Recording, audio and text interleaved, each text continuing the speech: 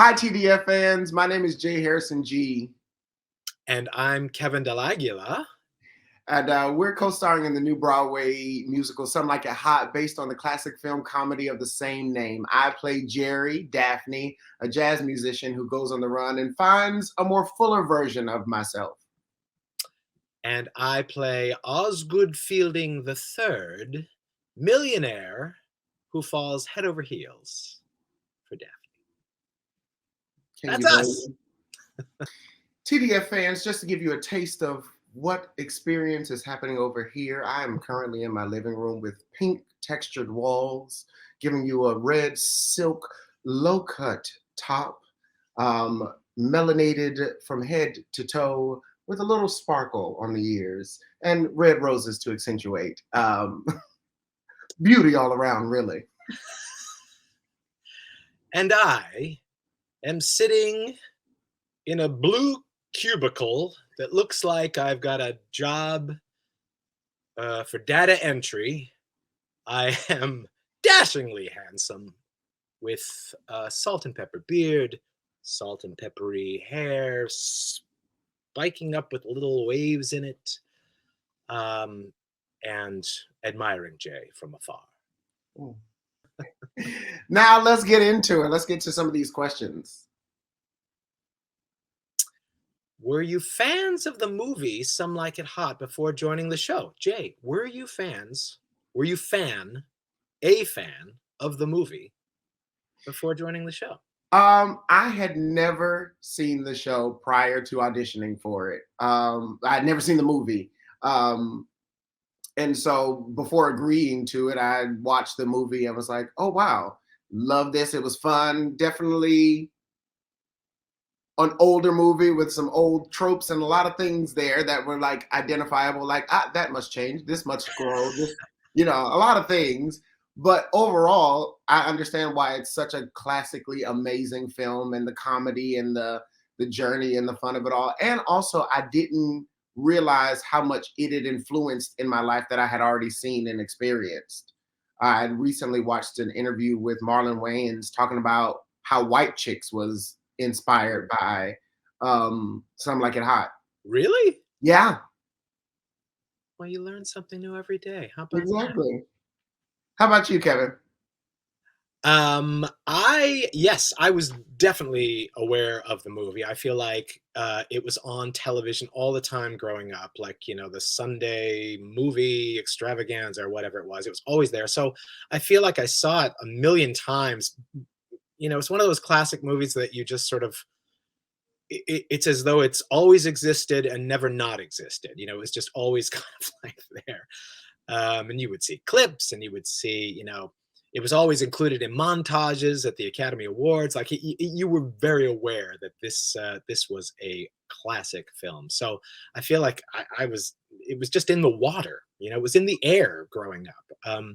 So I was definitely well aware of it. But before that first reading that we were in together, I did not go back and look at it, and kind of just based my characterization on my memory of the actor Joey Brown, who played Osgood in the movie.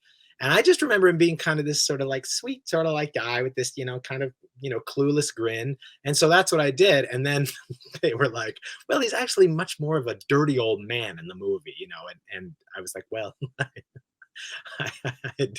I forgot that part. Growing up, I didn't really catch that part, I guess. But it's amazing. It's going to work. They like the more innocent version of Osgood for this.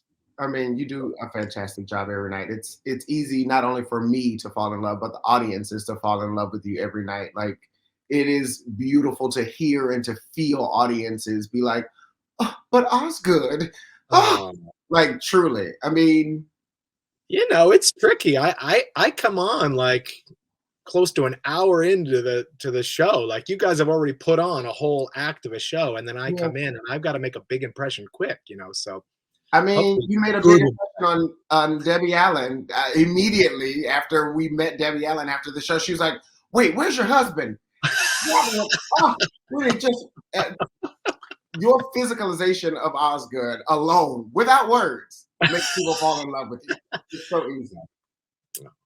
Thank you. You're too I kind. mean, look at that face. I mean, for those who cannot see him or don't know, I mean, this handsome salt and pepper, just Mm. like get into it. Oh, we've got another question. Would you Okay. like to read this one?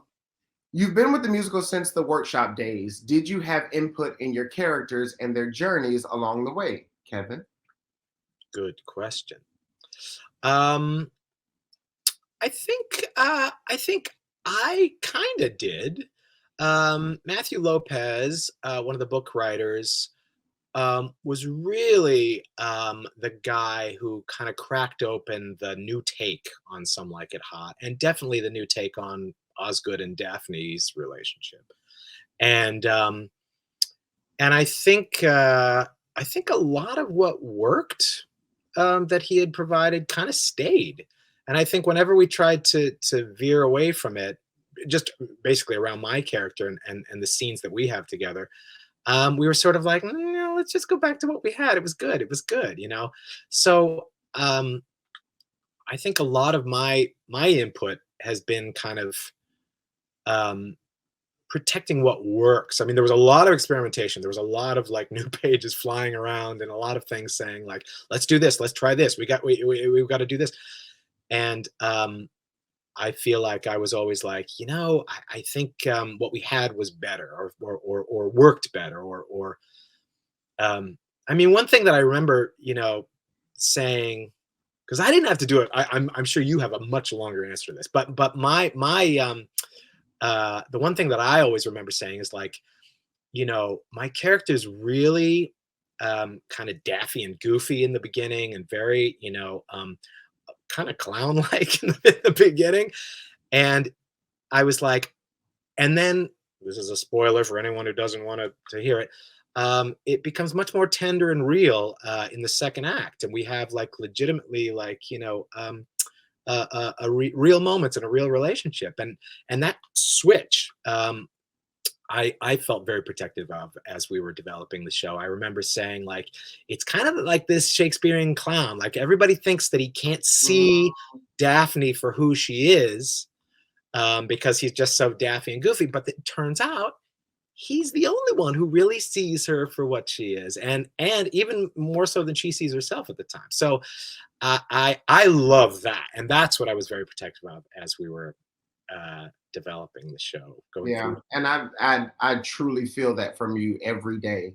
And it's one of those. It helps me in my journey truly to have that switch and literally that light bulb go off of like, oh wow, like it really does shift something in me every night, and it is like such a beautiful experience to share with you, truly. No, Um, I can see it in your eyes. I see it happen every night. You deliver it beautifully. Thank you, friend.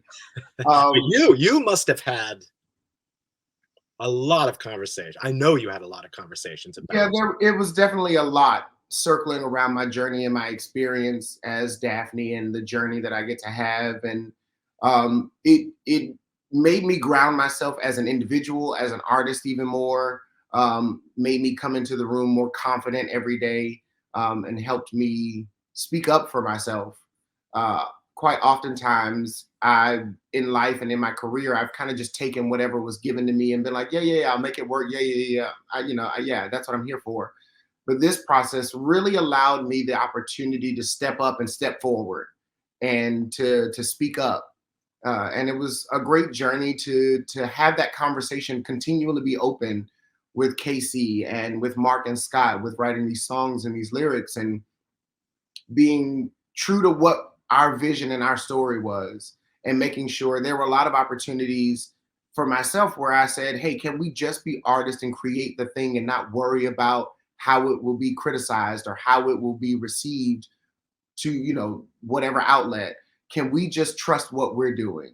And that's the thing I was very protective about, making sure that we just stayed true to what it is we were doing, and um, making sure that, as Casey always tells us, that we were doing it from a place of truth and honesty.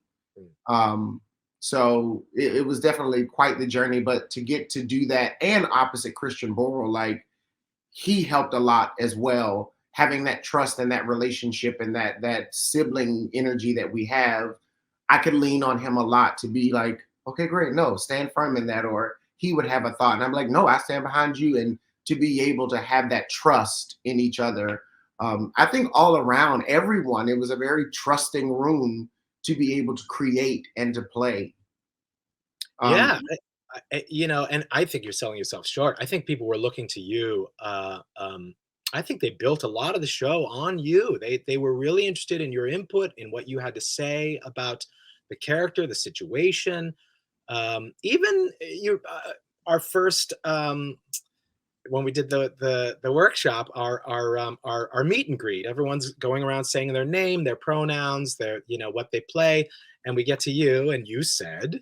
I was like, yeah, Jay Harrison G, all things with respect, because that's where I exist. And then to come in and find a version of that put into the script, I was like, oh, you all are listening. You really are imitating life in this way that is so representative and so beautiful and so honest. And it's so wonderful to again talk about audience responses, to feel them let that land every night. Even if they Yeah, giggle at the things that happened before, it's like that switch of like, ah, ooh, you got me. Didn't even see that coming. And it's a beautiful thing to get to share. And that's why I'm excited for the whole process and the journey we've had since those first readings and workshops, of how we've grown and really evolved all together as a group.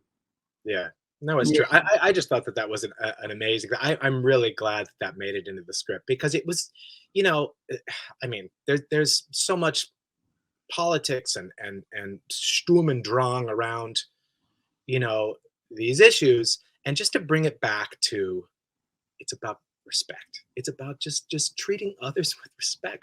I mean, I think those kind of simple, truthful moments really just like cut through everything. And I mean, I was I think everybody was struck by it, and yeah, as you say, audiences, you hear them respond to it. So it's Yeah, it's so beautiful. Oh, anywho, here we go. Mark Shaman and Scott Whitman, our composers and lyricists, have written a score full of earworms. That's the truth. What's your favorite number to perform, Jay? Oh my God, that's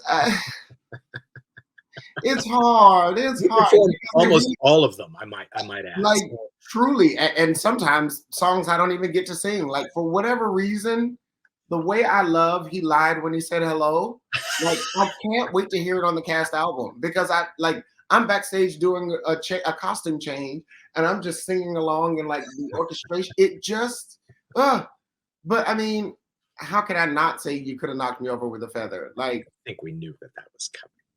it just, to get that opportunity, it's the, people probably won't believe it, but it's the daunting thing every night, that thing is looming and it's coming. But somehow every time I get to that point in the show, no matter how I feel leading up to it, somehow my help comes, my energy comes, and I'm like, oh no, this thing is, here we go. And I allow myself to go on that journey of being like, "Oh, this is how we're feeling tonight in this place." And to get to share that joy and that experience with audiences is so, I mean, utterly incredible. And talk about earworms. There are people who haven't even seen the show yet, and they're like, I cannot get this music out of my head, just from our promotional performances, or, material that's out. My mom has not seen it, and she's like, I can't stop singing that. Something like a hot song. It's true. It's true. They're very, very, very catchy. I wake up in the middle of the night with like a riff in my head that won't go away. It keeps going over and over, or something like that. I mean, Yeah, but I'm not mad about it. I'm not mad about it. I mean, yeah, I haven't gotten sick of these songs yet, and it's No, been a while. it's fun. Yeah. How about for you? What's the most fun to perform for you? Um, I don't know. Recently, it's kind of been "Let's Be Bad."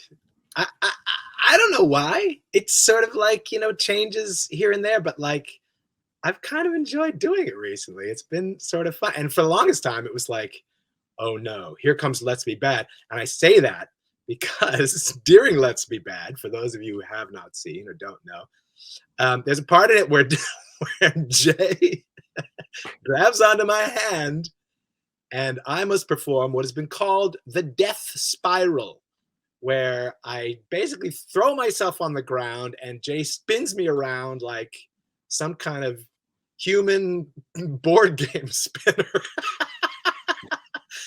And from day one, I was like, well, obviously somebody is going to realize I'm an actor who moves well. I am not a human board game spinner. And obviously this will be cut or changed or something. And it never was. They foisted it upon me. So I would live in fear of this death spiral. And Jay, I have to say, you save my life every night. You grab onto me and you never let go. It is such an exercise in trust. But somehow we've fallen into some sort of groove. I mean, I don't know that what we're doing is the death spiral. It's probably like, oh no, it fully is. Like no, it's not. I love that. No, I love that you're so. It is definitely not the death spiral. It's probably like a wrongful death spiral. No, or really, because it like, oh my God, I'm gonna break my neck spiral. But it's not the traditional.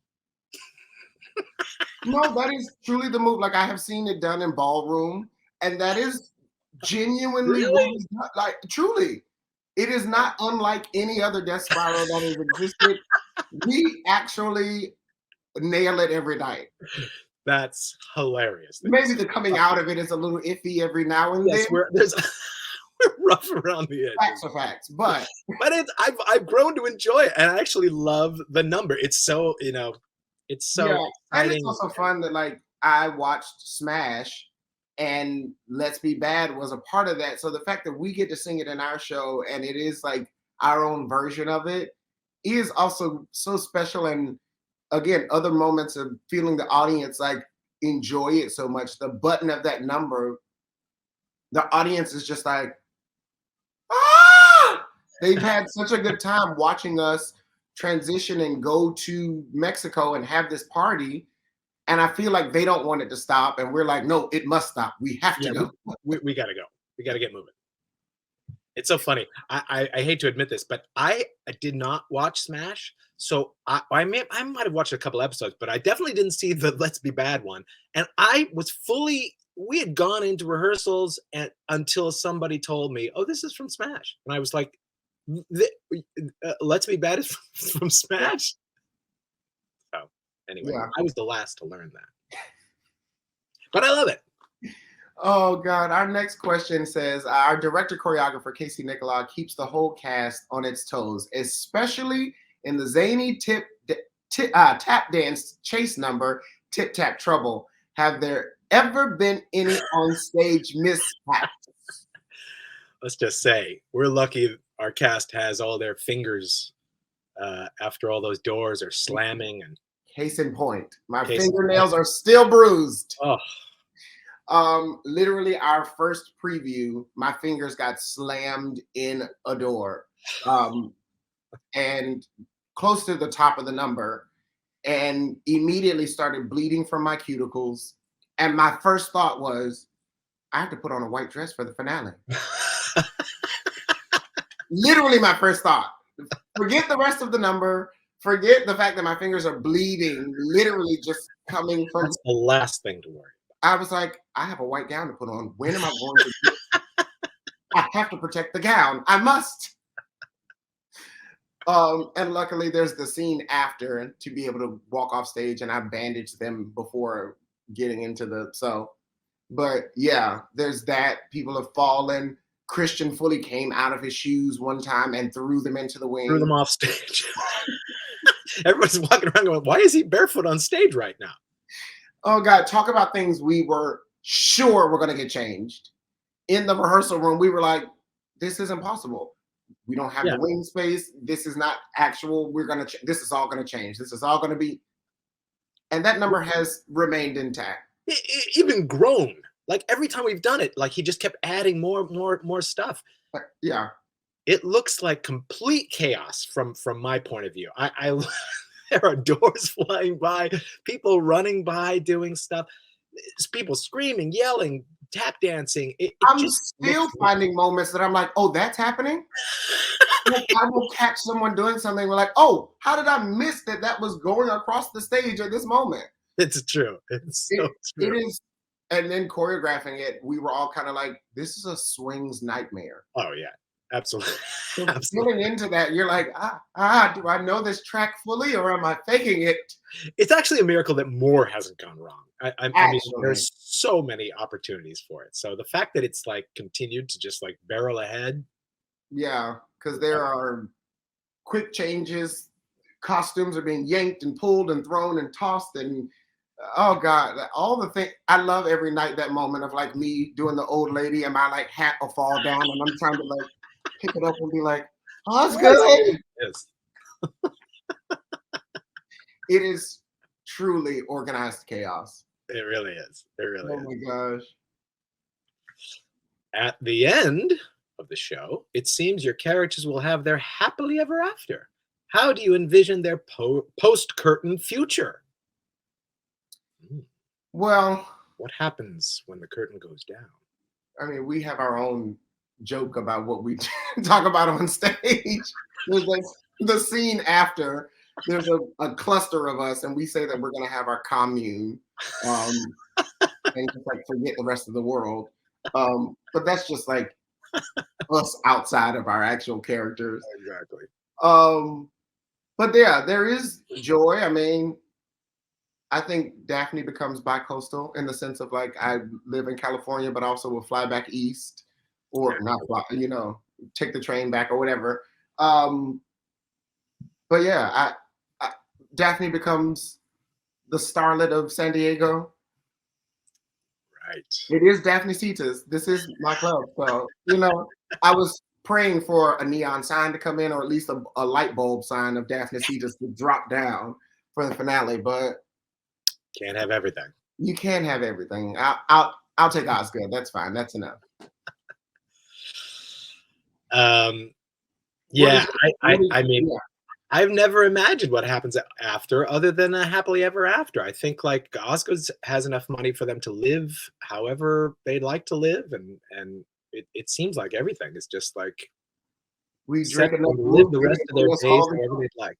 yeah. We have all the root beer floats in the world. It is funny, maybe this is an answer to another question, but uh, the original screenplay of the movie, I was looking at it at some point during all of this because the famous last line is like, nobody's perfect. And then, in the movie, and then that's it. It just ends like that. You don't know what happens, after he finds out that uh, um, uh, Daphne is a man in the movie. And, but the screenplay says, um, Jerry's mouth falls open. How's he going to get out of this one? And then it says, but that's a story for another time, and we don't think the public is ready for it.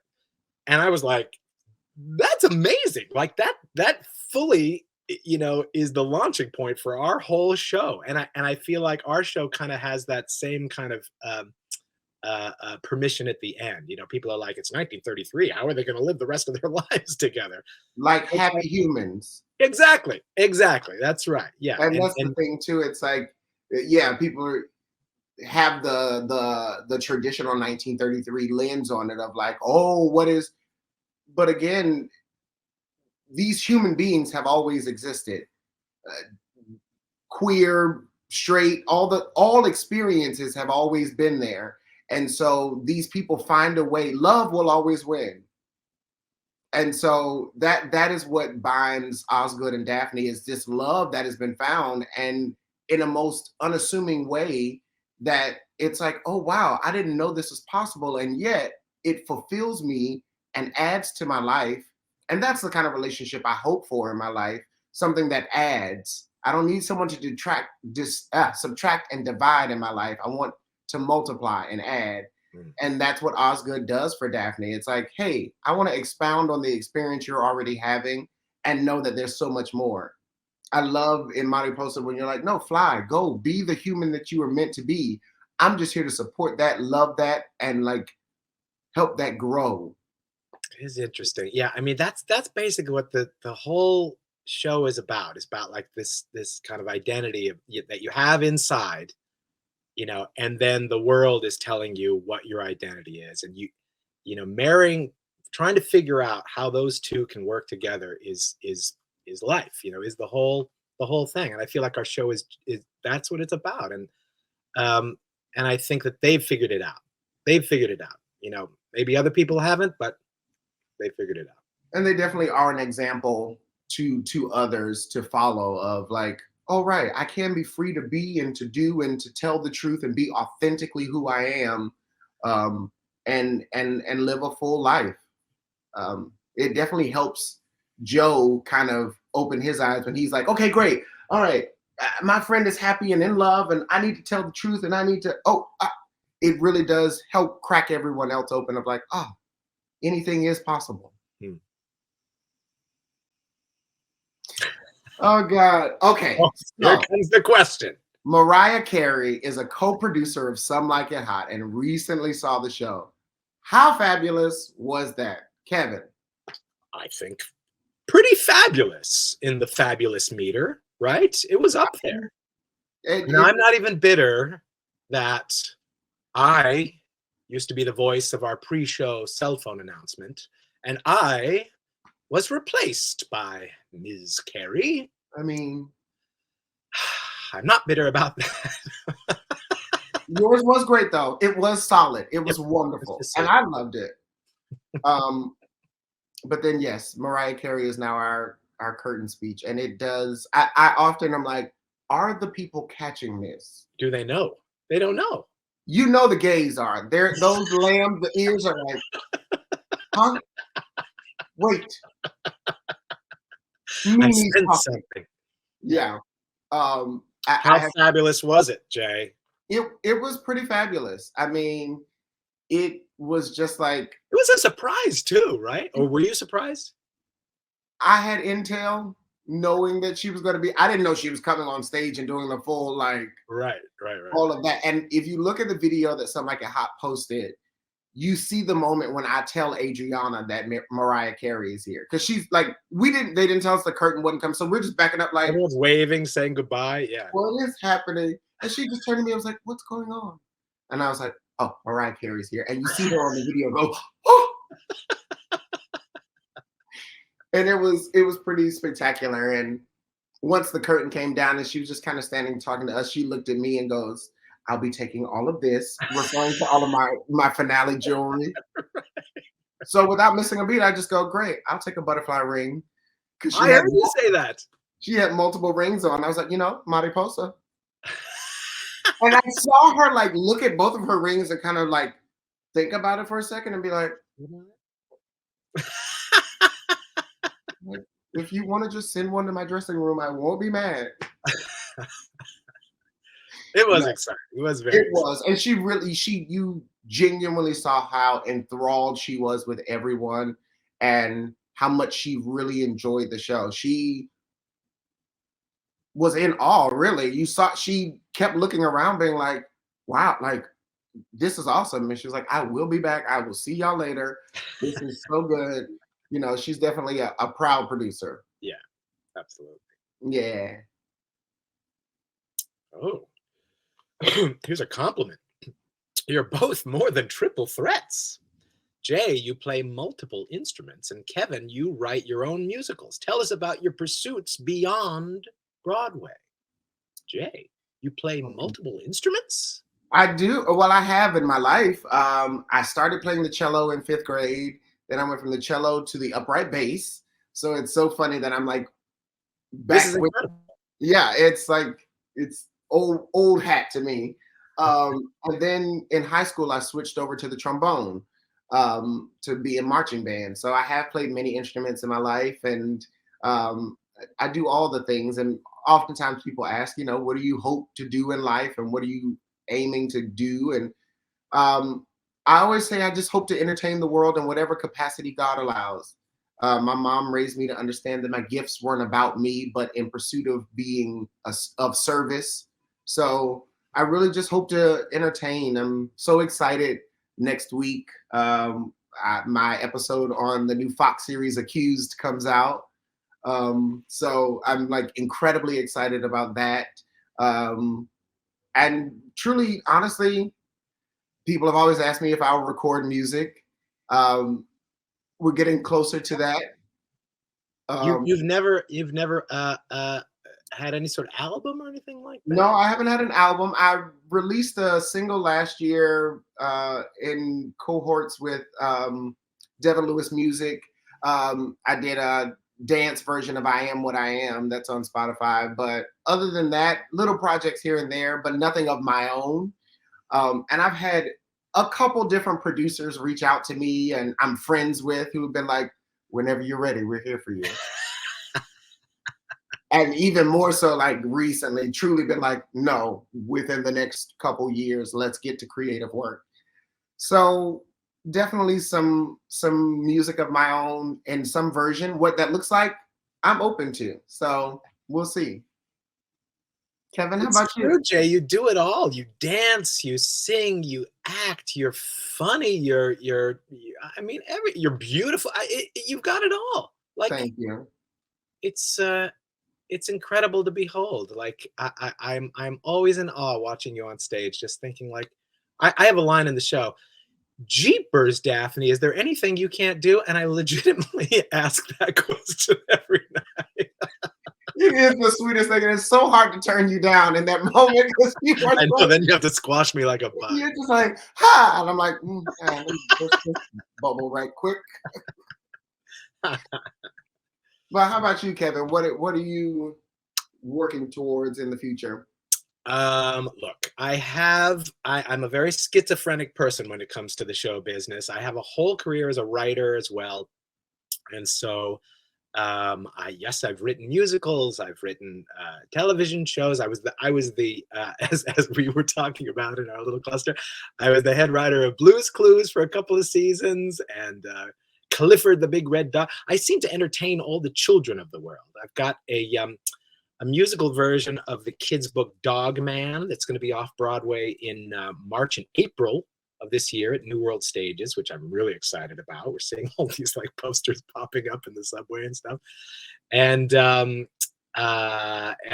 yeah, so I write a lot of different things.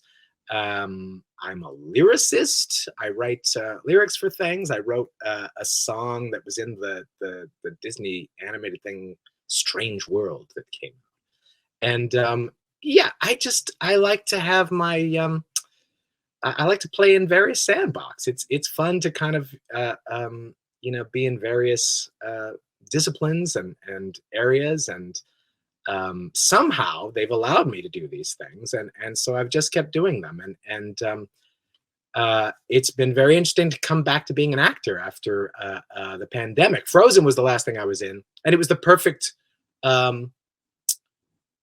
gig for me because I had a pretty small but um, uh, effective part in Frozen, dancing with a bunch of naked Norwegians at the time too. But that's all I really did in that show, so I could spend the rest of the time writing. So it was like the perfect job for me. And when that shut down during the pandemic, during the lockdown, I thought, maybe I'll stick with writing.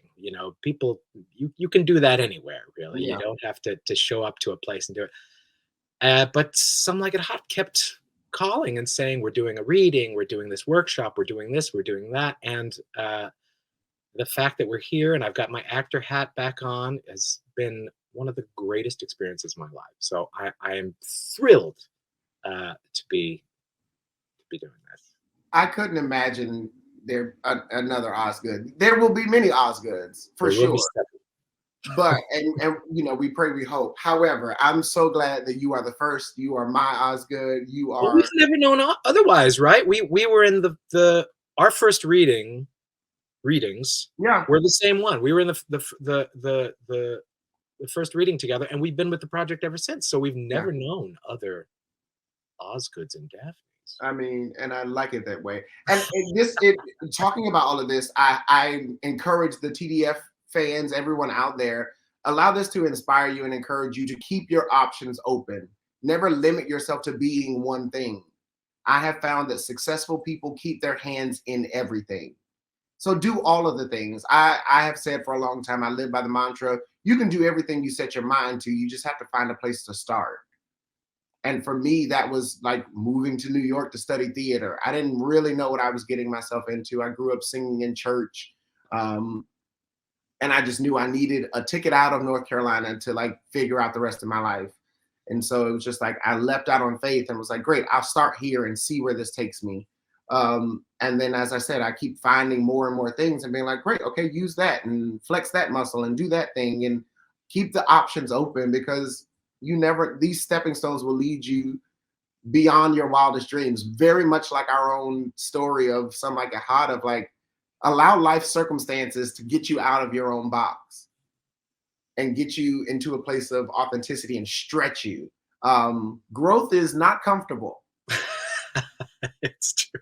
But it wouldn't be growth if it was comfortable. If you stayed the same, then you just remain the same. So allow yourself the space and the opportunity to grow beyond your own labels and others' labels and limits, to really find the best version of yourself.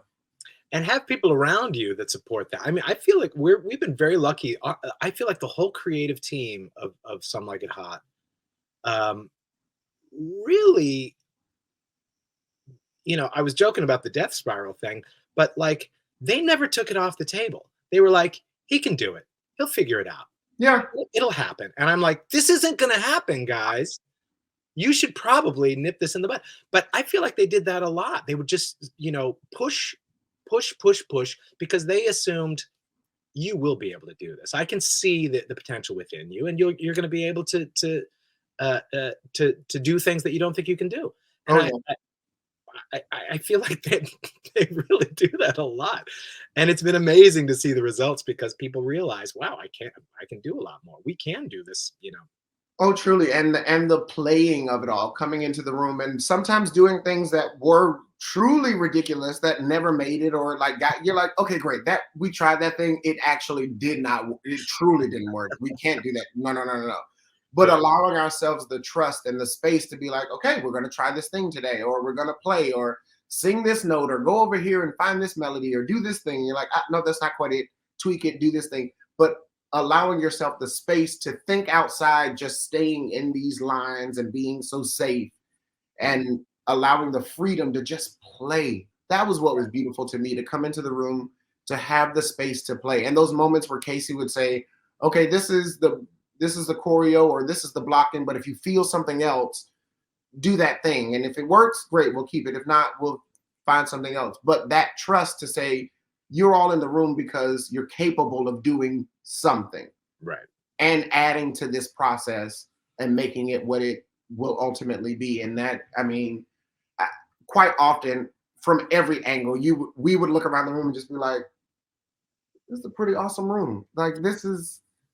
Oh, I constantly look around and go, am I the weakest link? I think I'm the weakest link. Everybody here is amazing. I mean, like, it is. You gotta like step your game up. Truly. And that's the thing. And I've heard this of Casey, that he creates a room that like people come into the room to do the work. Right. We're here. Work hard and have fun. Those are his. And that too, the having fun of it all. Because I tell people all the time, we probably have too much fun at work. Like, we look around and we're just like, okay, I guess this is what y'all are paying me to do today. This is.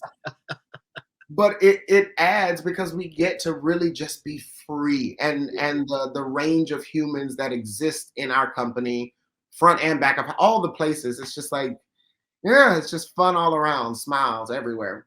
That's true. Yeah. How lucky are we? I love you. What's the best deal you ever got at the TKTS booth? Okay, I have an answer to this. Okay. So there was a show called Bring in the Noise, Bring in the Funk long ago.